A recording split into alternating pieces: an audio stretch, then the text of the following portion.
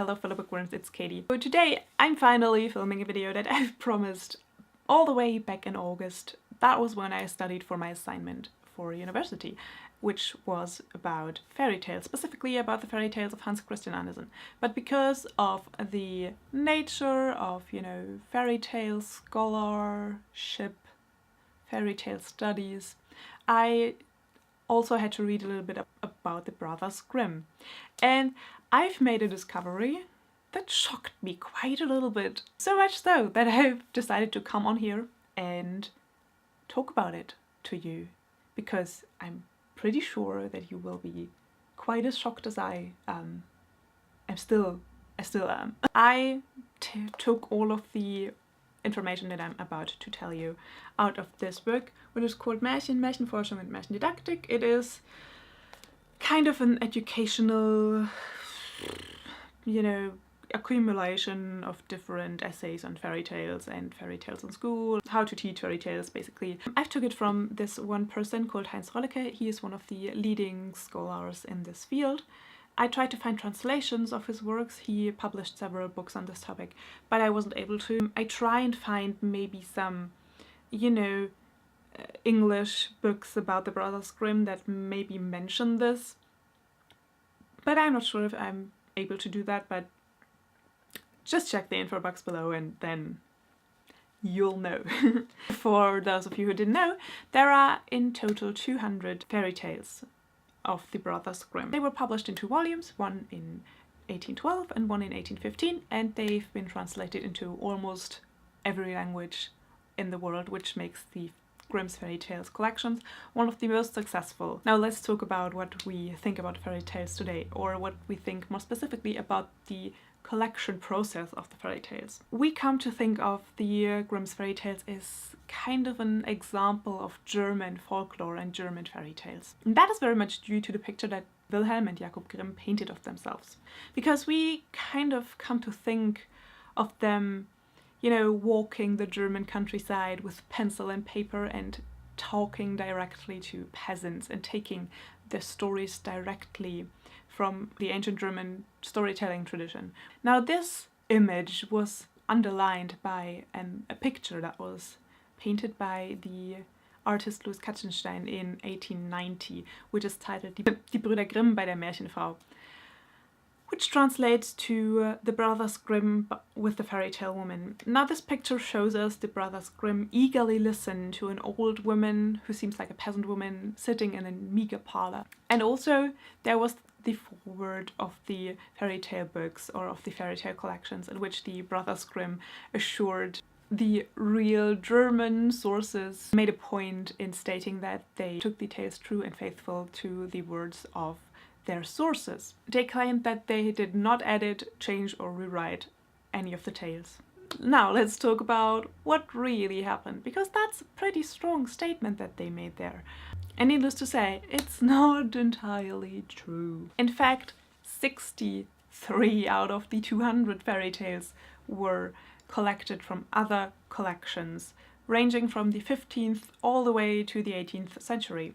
They took the stories out of literary journals and even from Martin Luther.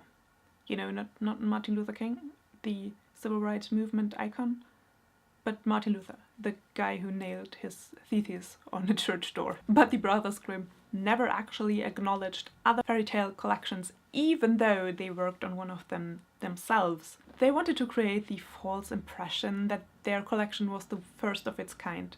They also credited their sources very dubiously as Gewährsleute, in an attempt to disguise the real people behind their tales, and also to make it more difficult to pinpoint exactly where in Germany these tales would originate from. The truth actually is that almost all of their sources are young, educated women of the upper class.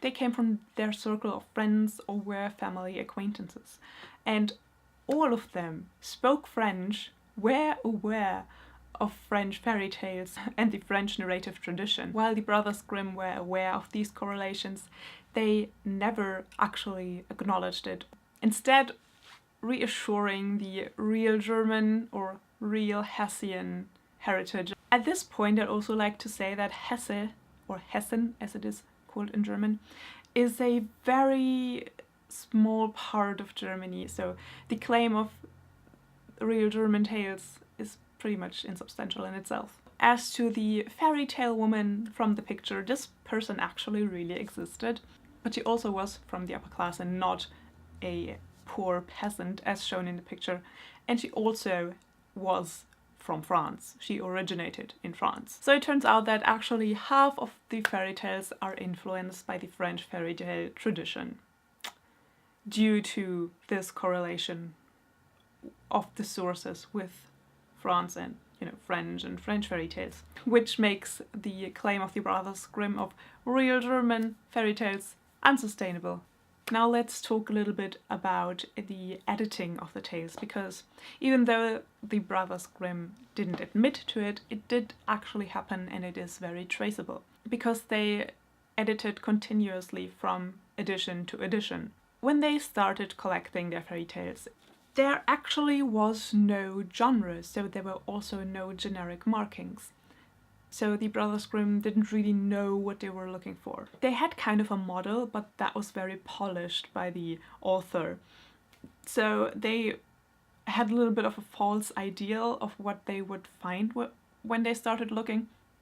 So they looked for, you know, literary interesting tales, complete narratives and artfully constructed tales. They couldn't actually find these types of tales due to the nature of folkloric storytelling. They used that as a justification, which pretty much followed the zeitgeist, or zeitgeist as it is actually pronounced, of the Romantic era. They also merged fairy tales together. They took tales with similar themes or related tales and merged them together to new tales, but they didn't want to draw attention to that because that would undermine their claim of authenticity. They've never mentioned that they edited and changed the fairy tales from edition to edition. Also, they understood this editing and changing as an improvement of the style. One of the complaints of the first edition was the lack of poetic language. The brother most responsible for these editing and changing was Wilhelm Grimm. He introduced famous phrases like once upon a time, he unified the styles of the fairy tales, and he,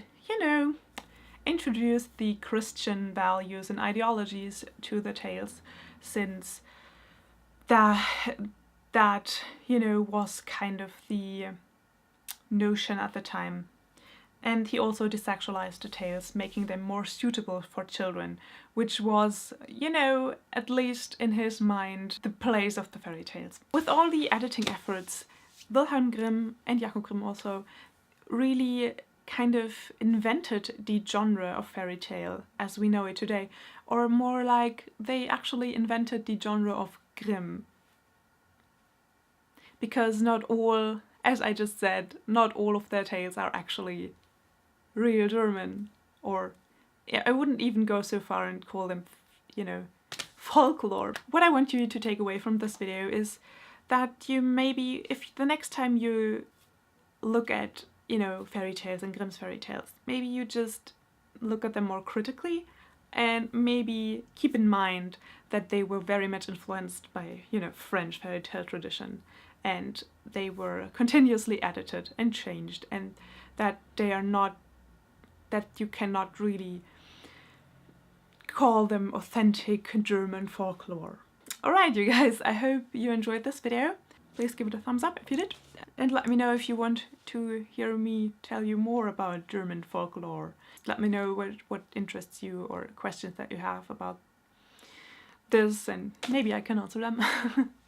Other than that, I hope you enjoy this video. I hope you have an awesome day. I hope you're doing something magical and wonderful, and I will see you soon. Bye!